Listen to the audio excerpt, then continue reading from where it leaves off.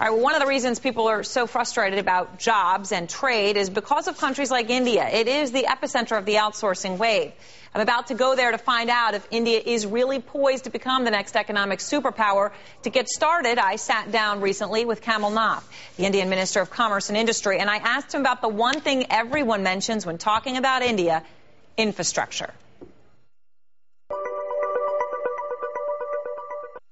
Well, infrastructure is also a big challenge for us to keep pace with our growth. Infrastructure, just not of roads and ports and airports, but roads, rural roads which connect villages, drinking water, health, medical access to medical facilities.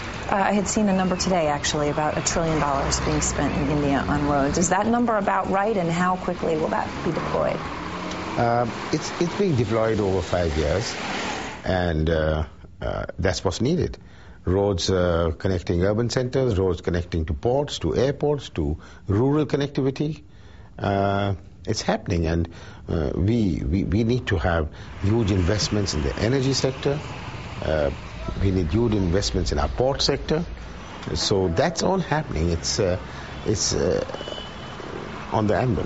And do you think that there's going to be more and more foreign investment in India? But do you think that structure of controlling foreign investment is something that will be around for the long term?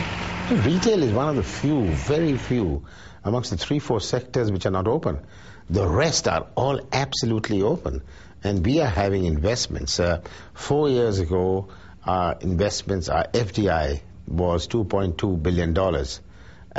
This year, our investments are $25 billion.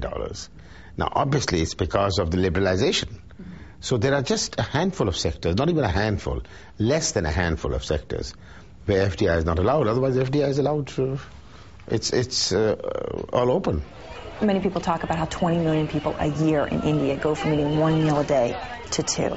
Are you concerned that India will remain self-sufficient in food production?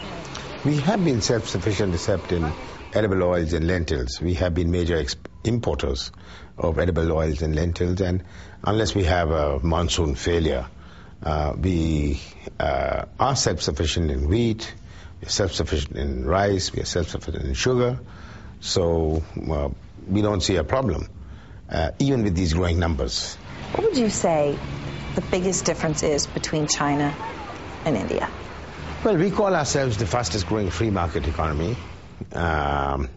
And there are differences in governance. Our growth story is a domestic market-driven growth story. China is an export market-driven growth story.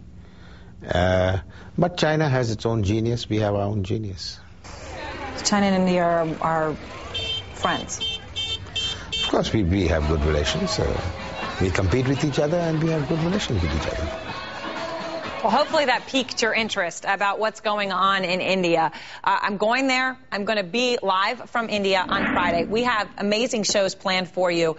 And just keep in mind, when he talked about that domestic demand story, 300 million people in India are classified as so-called middle class, meaning they have money to spend on goods and brands from this country in particular.